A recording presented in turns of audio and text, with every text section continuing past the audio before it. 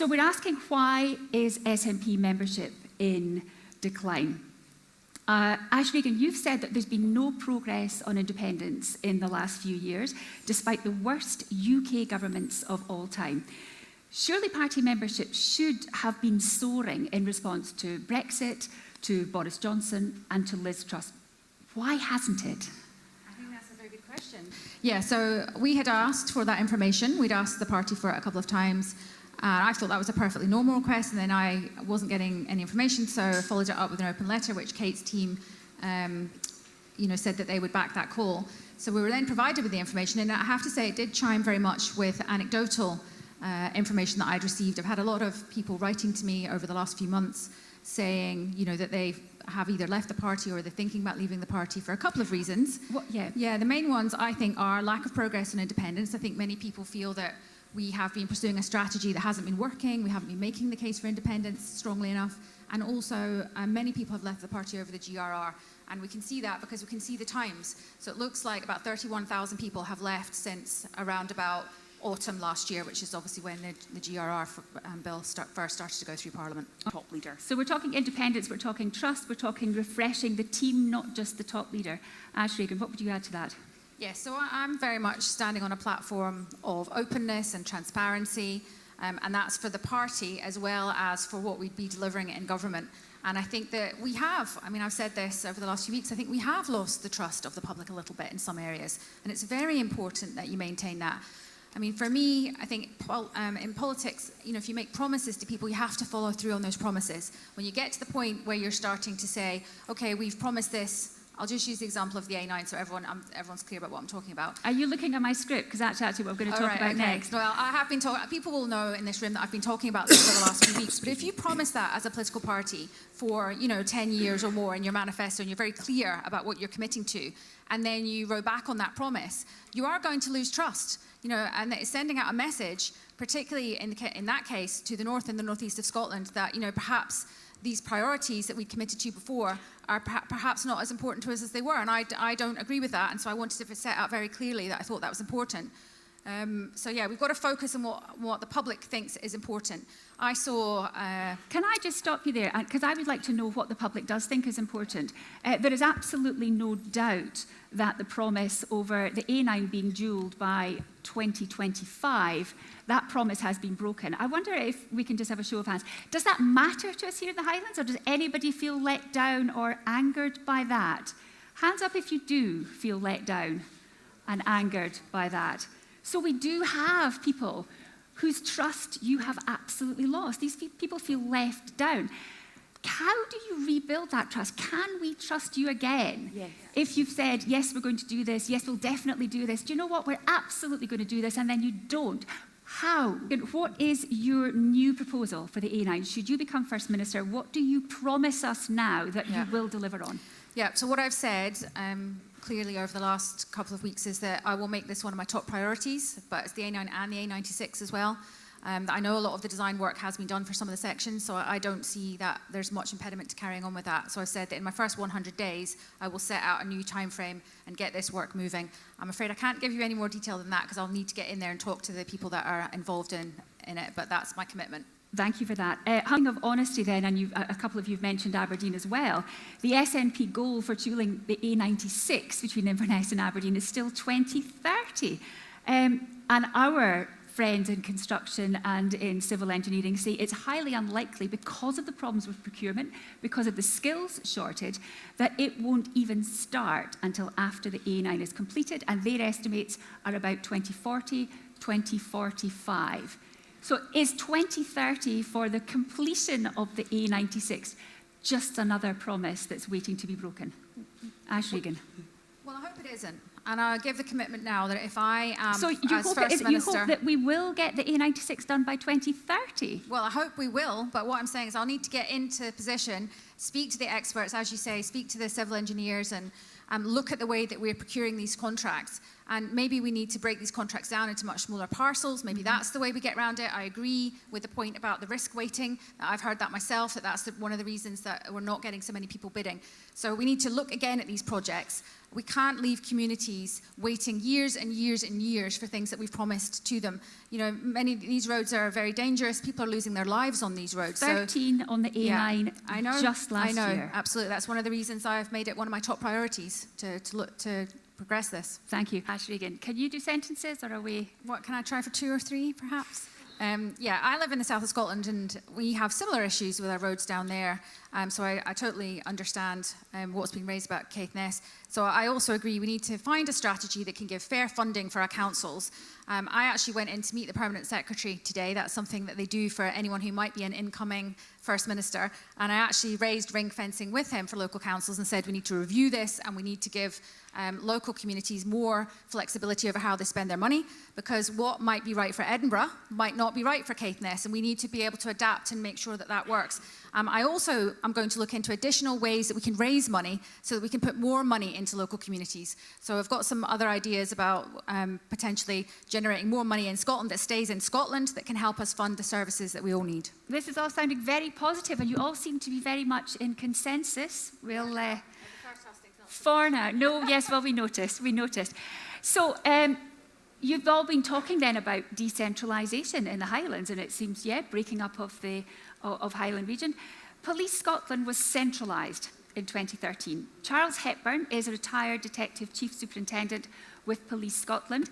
He is in the room here with us this evening, and he's asked me to ask this question because it is quite emotional. Now, these are his words. Through personal and professional experience, I know that centralising Police Scotland and 999 call handling has been a disaster. 5 years ago, I had to watch my wife die because the call handler did not know where Orkney was to send an ambulance. People's lives are in jeopardy. Will any of you tonight commit to reversing the centralisation of emergency services and to being honest about with the public about its failures? So, decentralising emergency services again, please, and being honest about the failure. Ash Regan, what commitment would you make to Charles? Yeah, I'm very sorry to hear that, Charles. That is unacceptable and that shouldn't be happening. So we definitely need to have a review of call handling. I'm not sure if there is one underway currently, but we could look at that and we can definitely see if we can improve the way that calls are handled. In terms of local voice, this is something that I've been thinking about. I did speak to the Police Federation about this. I think it was last week or the week before. So I think there's an opportunity to bring back that connection between local areas and that accountability local areas to the police, because I think there is a perception and perhaps a reality that it's become very disconnected in the way that you're describing. So one possible solution to that could be that local councils could vote policing members onto the SPA for each area, which would give that local connection, if you like. So I would look to explore that. Thank you very much. Ash Regan, in a previous debate, you agreed with Kate Forbes when she said that she would break up Highland Council. How do you imagine that would happen? Because it's a big beast. It is. Am I right in saying that it's bigger than Belgium, or 20% bigger than Belgium? Which is not a unit of measurement, but we'll give you that. Which is quite incredible when you think about it. But that was only pointed out to me a few weeks ago. So I would definitely agree with that. I haven't, I'm afraid, given any thought about how it would be done, but I am definitely on board with the idea of looking into doing it, because I totally agree. It's too big, it's unwieldy, and you can understand why, with something of that scale, it feels like it's very disconnected to local communities. We're moving on to business. Small business is vital to the prosperity of Highland communities, particularly small tourism businesses. David Richardson, the Development Manager of Highlands and Islands Federation of Small Businesses, should have been here this evening, but unfortunately he's unwell, so I am going to ask his question for him. There's a string of new and proposed regulations that will make life far harder for small Highland tourism businesses, and they are, in his words, short-term licensing, the deposit return scheme, the local visitor levy, tourist tax, and the proposed restrictions on the advertising and promotion of alcohol. As First Minister, would you proceed with these schemes as they are, or would you actively listen to businesses and amend them accordingly? Ash Regan, is it yes and no from you as well, or is it? Yeah, so I've already raised public concerns about DRS, so I'm on the record about that one, and the alcohol advertising one, which I'm not saying that we get rid of that altogether, but clearly there are issues around distilleries and that sort of advertising. We just need to be careful how we target that. In terms of short-term lets, I actually have friends who have a number of properties in Ullapool, down by the loch, lovely, very high spec, and they were saying to me just, I think it was early February, their business was about to go under because they had put in for this license, but they hadn't received it. The properties were ready. Obviously, they'd put a lot of investment into them, and they were not able to let them out. So again, I wonder if this is a situation where, this is something that was right for Edinburgh, where I know we've had a lot of problems with short-term lets, and people will know about that in shared housing and tenements, where antisocial behaviour, party flats, this type of thing, which was obviously upsetting the residents. Which does not apply to does not apply on the shores of Loch Broom. in Ullapool in the same way. So you're absolutely right. So I think we need to look at that again and perhaps add in more flexibility or pause it maybe in rural areas where the issues are different. Because the lochside properties that I was talking about, they're never going to be used for people to live in. Do you see the distinction there? So I think by saying that, I think particularly in the Highlands, we've got a lot of very specific tourist specialty accommodation, which is the backbone of many small businesses. And I think we need to be able to separate those two things out. Thank you. Could you keep it equally tight, Ash Regan?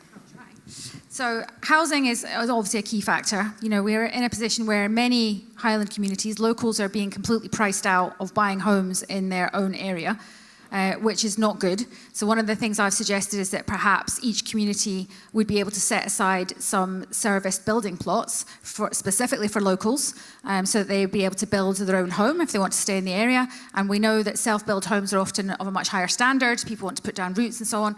So that's one thing there. And I'm also suggesting that we undertake a big programme of house building. So it'll be right across the country. I raised this with the Permanent Secretary as well today, about using the Scottish National Investment Bank to fund that, so they would be for public rent.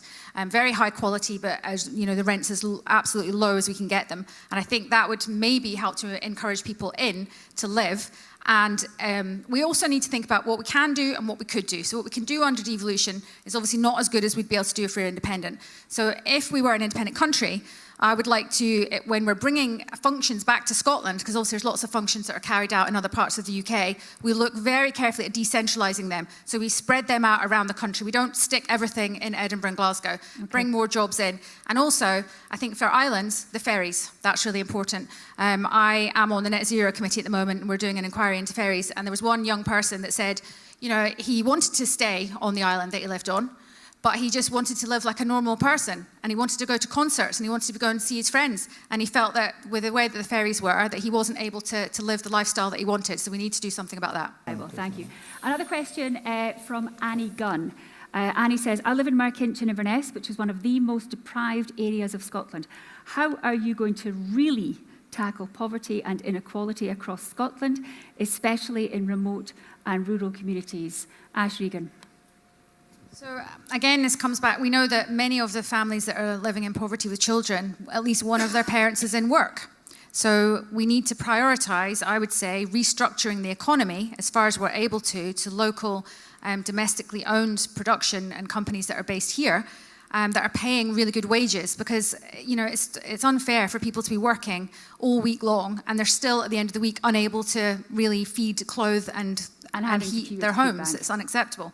So I think we're back to the situation of high value jobs. So if we can invest in our renewables sector, I think we have a huge opportunity there this time to take a stake for the people of Scotland and create that supply chain which will provide those jobs and keep them in Scotland. So I think that would be key. I think we're back to housing again, because most people's main cost is their housing. So if we can keep the cost of housing down, again, homes for public rent where people have high quality, secure housing. And energy bills, I think, are one of the other costs that people have. Obviously, we're in a situation at the moment where, under the UK government, the UK energy market is a mess. It's been designed specifically to enable this huge transfer of money from people, up the chain. And anyone that's looked at other European countries will know it's not happening to the same extent in those other countries. So that is a scandal. Obviously, while we're part of the UK, we're limited in how much we can do about that. I'm suggesting that we look again at a publicly owned Scottish energy company, because we should be able to supply and generate our own electricity, and we know we're already doing that, but Scots should be getting the benefit of it. Invite Emily Stokes, the CEO of Mikey's Line, to give us the first question. Emily, if you could stand up, please, if you can, and wait till the microphone reaches you. Thank you. And let's have your question, please. Thank you. Given that the Highlands and Moray have some of the highest suicide rates in Scotland, and that mental health support needs amongst all ages are at their highest right now, can you tell me what actions you will take to support the work of local mental health and suicide prevention services in Highland and Moray, and how much of a priority will this be for you? Ash Regan. Yes, I would agree with all of that. I think if we can intervene earlier, then obviously that's going to be better than getting to someone when they're clearly at a crisis point. And so I think we've seen, recently, many of our young people are increasingly struggling with mental health issues, which may be, to do with modern life and how it is with social media and all this kind of stuff, making people feel very pressured. So I'm wondering whether that's something that we could do more in schools. So I've made a suggestion that perhaps in some schools, it won't be appropriate for every setting, but perhaps we have that mental health support in schools so that young people feel they've got someone they can go to, someone they can talk to, and could hopefully give them ideas about how to manage, if they have mental health issues or stresses in their lives. Rural communities are, such as our own in the North Highlands, are marginalised. They rank low in investment decisions and are repeatedly sidelined at the expense of big-ticket items that entice votes. So there are stark inequalities, which is blatantly obvious. Scottish Government minister sightings are as rare as the capercaillie in the North Highlands. So how would you ensure that this is a government for the whole of Scotland? I think UK is very unusual in terms of, if you look at the pattern of the way that infrastructure investment has spread across the country. And some of this obviously is prior to devolution. But in European context, if you look at other countries, they don't do things the way that we do in the UK, where a large majority of all the infrastructure investment, capital spending, is concentrated into London. Not all these other regions and countries are getting left out. So devolution has gone some way, I think, to trying to improve that situation, but clearly it's not going far enough. So I think we need, if we're talking about local funding decisions and capital spending, there's an argument for making sure that that decision making is devolved further down. So it's not maybe necessarily a decision that's going to be made in Edinburgh about Caithness, that it would be made closer to Caithness, and that infrastructure decision would be taken there and the funding would go with it. So we're decentralising further. Well, we have to. Because if we don't, where are we going to end up? It's not going to be good, so we have to do it. Yes. Both myself and the Nairn GPs have, over the past year and a half, asked that the Highland GPs are able to continue to do vaccinations. The health boards say that their hands are tied and they must provide a separate service. But clinics have been cancelled, there is no staff, and their scheme costs millions of pounds more than the GPs can do it for. Are you prepared to be the leader that oversees the reintroduction of infectious diseases like polio and meningitis to our infants in the Highlands? Are you prepared to be the leader, Ash Regan, that oversees the reintroduction of infectious diseases like polio and meningitis to infants in the Highlands? No. Thank you. My name's Lawrence, I'm from Elgin. So will the next First Minister of Scotland please give a cast iron guarantee that the 2 ferry fiasco vessels will eventually enter service and serve our long-suffering island communities? Yes or no, please? Will the ferries get to the islands, yes or no, Ash Regan? We must complete these contracts and get these vehicles into service. That's a yes. I live in a national park, and one of the things we've forgotten about is the local people. And we've also got the job. If you live in the national park, guys outside it can get their electricity subsidised by wind farms. We get nothing. With Brewdog coming in, putting people out of the glens, we're getting Highland clearances. This is not good enough. Will you please look at what's happening within these parks? Yes, I will commit to looking at those issues. We can't have people being disadvantaged, by the choice of where they're living if they're living in a national park. I'll sit for health reasons. My question is about cooperation. Sorry, what's your name, sir? John Henderson, Aviemore. My question is about cooperation between the SNP and other pro-independence groups, something that Ash really has raised. And so my question really is about the next Holyrood election. At the last election, Nicola Sturgeon really pushed SNP1, SNP2, and I think a lot of us believe that we lost the possibility of a number of list pro-independence MSPs. I would like to ask the candidates if they would be prepared to consider an SNP1, Alaba 2 strategy in order to maximise the number of pro-independence SNPs at the next Holyrood election. Thank you. So I am very clear that I think, this is obviously a question for the people that are pro-independence in the room, that the strategy that I've set out is that we would use elections as the ballot box that we do have access to in order to give that power back to the people of Scotland and let them decide on their future. So I looked up the figures recently, and actually at the last Holyrood election, for the regional list vote, the pro-independence parties combined reached 50.3%. So that just shows you that in that setting, we're not that far away. So I've said very clearly that I want to work with all the other parties, civil society, the wider movement, and indeed I've started that work already by reaching out to them, to speak to them, and to try to unite and inspire the movement, which I think is going to be key to success there. And yes, I've suggested a strategy where all the pro-independence parties can put that into their manifesto and we can all work together. But in terms of your specific question about SNP 1-2, that strategy works in some situations and it doesn't work in others. So I think the arithmetic at the time would dictate whether that was a strategy that would be used again. I will give a strong commitment that if you vote for me to become party leader and First Minister, that I will take to heart the priorities of the people of Scotland and I will spend all my time in government working very hard to deliver on our public services, because I think that's what people expect, and to spend as much time working out how we invest across the country for infrastructure, because I think that's very important. I want us to be trusted by the public to deliver public services, to govern wisely, because I think that trust will lead on to the people of Scotland deciding to become an independent country. I am the only candidate, I believe, with a credible plan to get to independence. I've got a plan for what happens if Westminster says no. And the reason that I want to become independent sooner rather than later is because I am seeing the damage that is being inflicted on Scotland and in the Highlands by the economic carnage that is being created from Westminster. So in my opinion, the faster that we get out of this union, the better, to make a fairer and better country for all of us. Thank you very much, Ash. Regan.